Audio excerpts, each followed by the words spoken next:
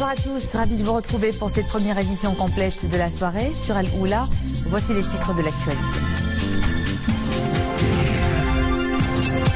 Focus sur une nouvelle enquête du HCP sur l'emploi. 2 personnes actives sur 10 âgées de 15 ans et plus sont couvertes par le système de retraite, avec d'importantes disparités entre milieux de résidence et régions. Une bonne campagne céréalière en perspective. Les abondantes précipitations y sont pour beaucoup. On table sur 80 millions de quintaux. Reportage à suivre à Sidi Qassam.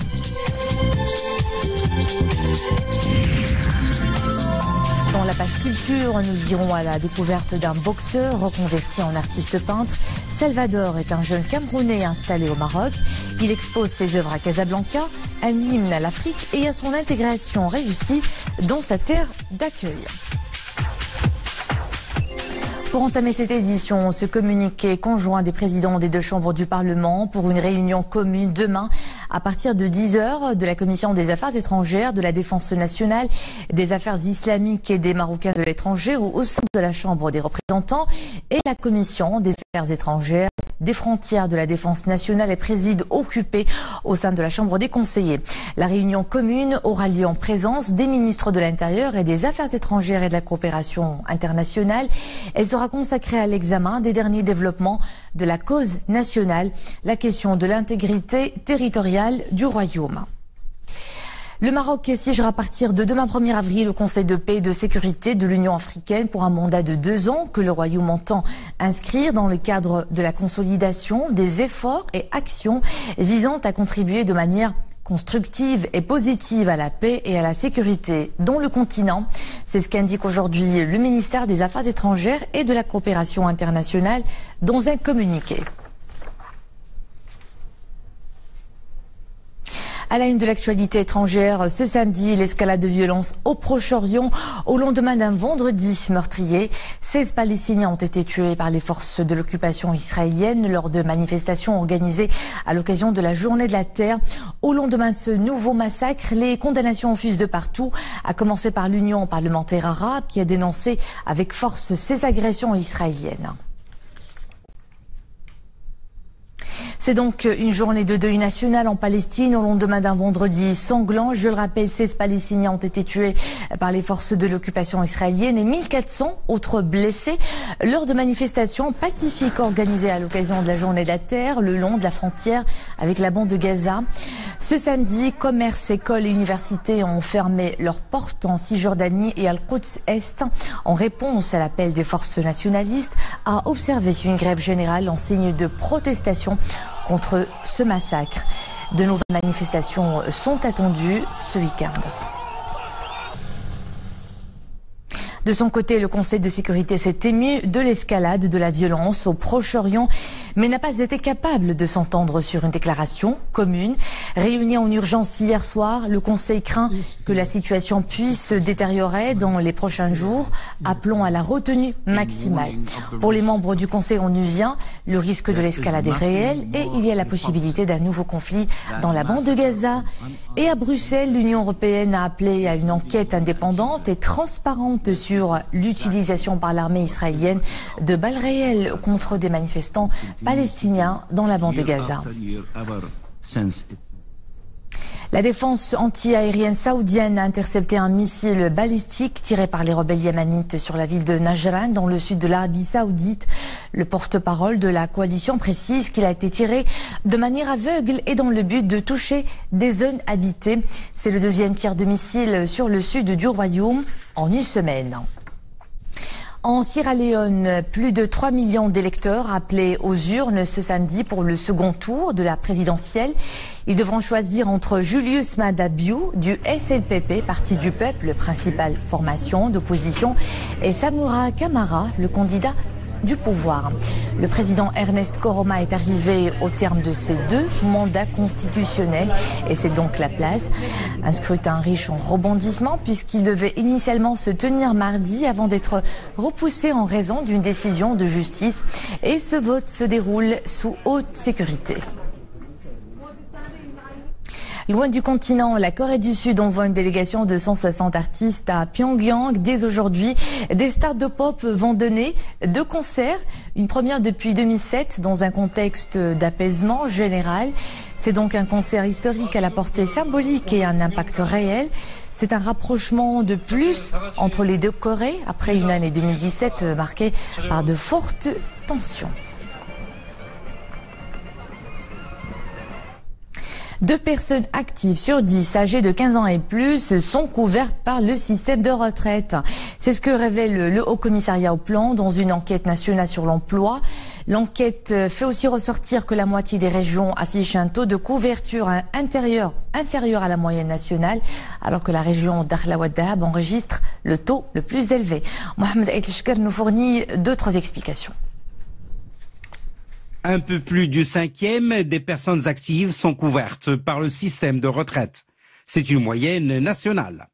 Ce taux de couverture est très faible en milieu rural, à peine 6%, au moment où le tiers des actifs occupés en milieu urbain sont couverts par le système de retraite.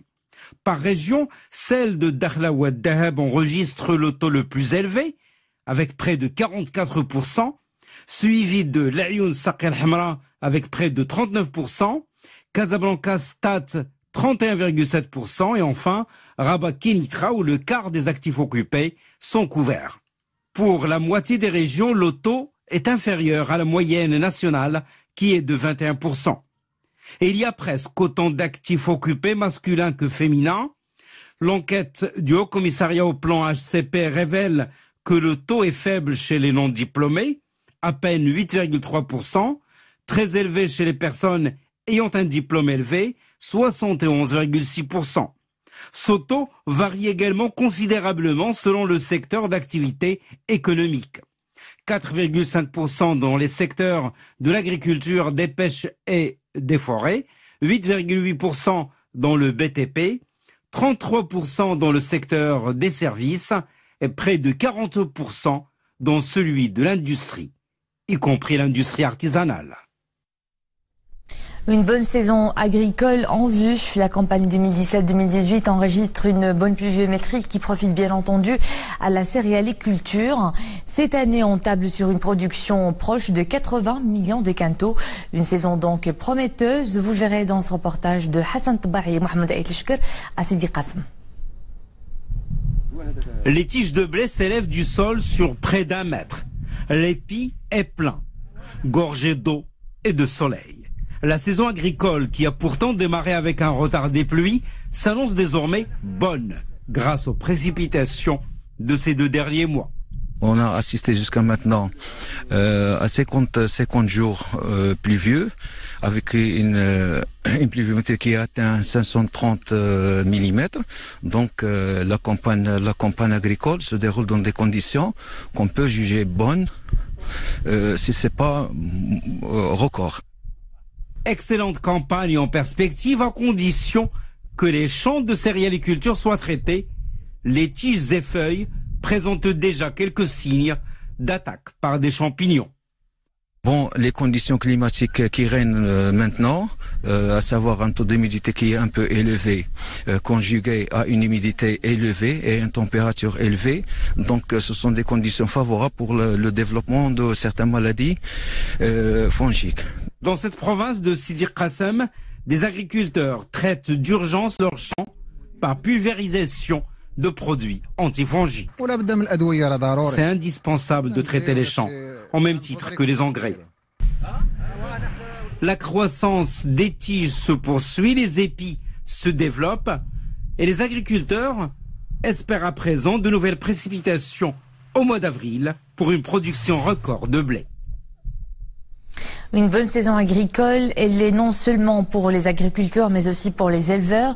Les superficies dédiées aux activités du pâturage se sont élargies à la faveur d'un excellent cumul de précipitations tout au long de la saison hivernale. La région de Khnifra compte à présent 200 000 hectares de parcours pour bétail. Et c'est un reportage de Ahmed El-Fadeli et Nisri El-Hamdawi.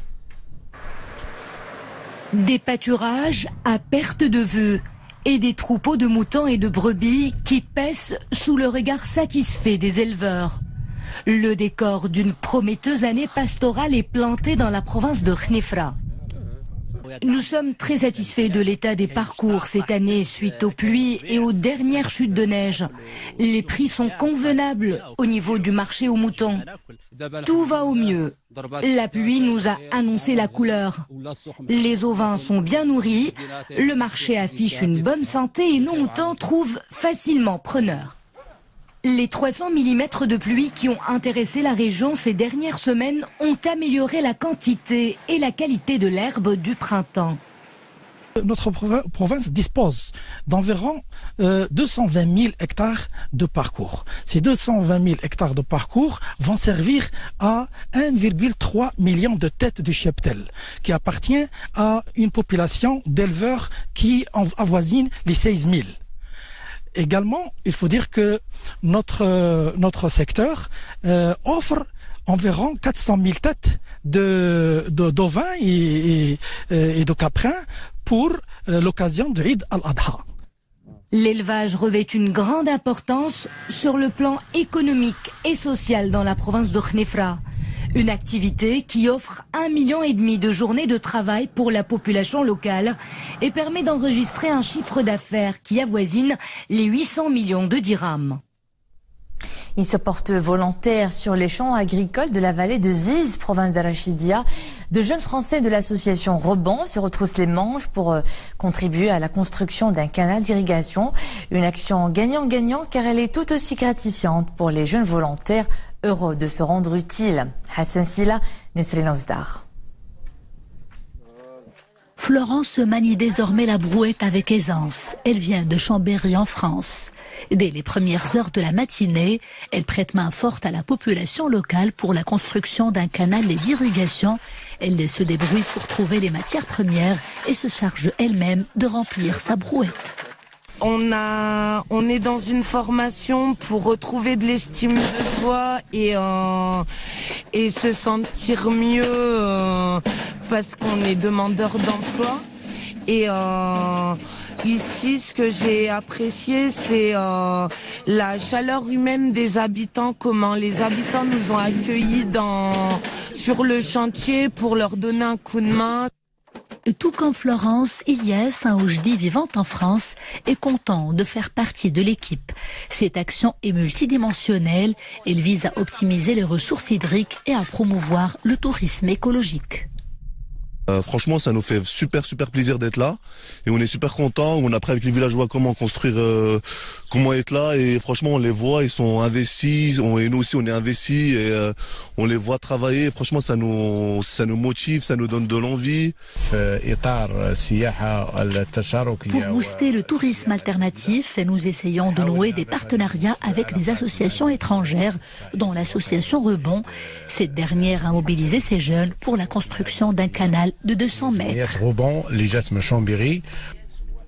Les travaux vont bon train dans cet immense palmeraie. Dans 2 mois, le nouveau canal fera partie du décor. Il sera destiné au transport et à la distribution d'eau brute, à usage principalement d'irrigation. Grand Prix du Maroc de tir sportif, la finale du ski était remportée par l'Italien Andreoni Valerio dans la catégorie féminine. C'est la Marocaine Ptissa Mriri qui décroche la médaille d'argent. Elle a réalisé un total de 113 points derrière l'Italienne Francesca Del Preti qui a remporté la médaille d'or avec 116 points dans cette compétition qui a connu la participation des meilleurs sportifs de la discipline. Cette première édition s'est tenue à Salé sous la présidence de Son Altesse Royale le Prince Moulay Rachid. Elle sera suivie du championnat arabe du tir sportif du 3 au 11 avril.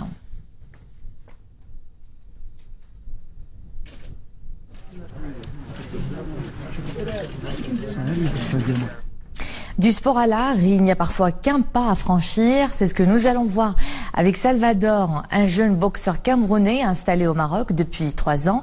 Après une vie sportive très riche, il s'est trouvé par le plus beau des hasards une véritable vocation pour les arts plastiques. Sous l'instigation de ses amis, il s'exécute et se lance dans une belle aventure de création qui a accouché sur des toiles chantant l'Afrique. Dominique Orlando.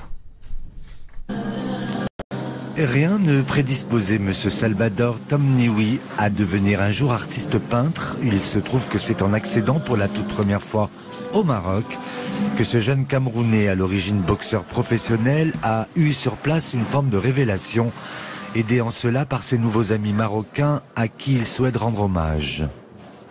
Je suis arrivé au Maroc en octobre 2015 et j'ai rencontré les Marocains et c'est à travers ces rencontres avec les Marocains qui m'a donné la possibilité de découvrir ce talent qui était dans moi, que je n'ai jamais eu l'occasion de lui découvrir.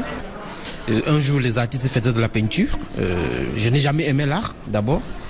Et on était ensemble et j'ai vu les peintures, ça m'a fait frayer beaucoup. Donc du coup, j'ai pris la peinture blanche et j'ai monté en haut et j'ai fait un autre style. Et depuis ce jour, cette mission, ils ont allé au marché, ils m'ont acheté tous les peintures, les boîtes de peinture nécessaires. Ils ont dit à partir d'aujourd'hui, tu vas devenir peintre. Un parcours décidément atypique qui retient l'attention parce qu'il révèle une formidable aptitude à franchir les obstacles les plus improbables. En sautant ainsi à pieds joints dans ce nouveau monde des couleurs, le jeune homme s'offre un exemple d'intégration réussie qu'il accomplit, qui plus est très loin de son propre pays. Alors c'est la puissance vraiment de ces œuvres, moi, qui m'a bouleversée. Toutes ces formes vraiment très vives, très puissantes, très colorées également. Ça m'a fait beaucoup penser évidemment à l'Afrique, continent que j'aime beaucoup moi-même, bien sûr, étant originaire de Côte d'Ivoire. Et avec le Cameroun, vous savez, on est frères de cœur. Donc vraiment, ça me parle au plus profond de moi. C'est avec les nombreux tickets de tramway que l'artiste prolonge sa libre passion pour le dessin. Son exposition se poursuivra à Casablanca jusqu'au 3 avril au Théâtre de la Fondation des œuvres laïques. Et c'est ici que nous nous quittons. Merci à vous de nous être fidèles. L'info est de retour à 21h avec Mohamed Reda Al-Hadidi. Très bon week-end à tous.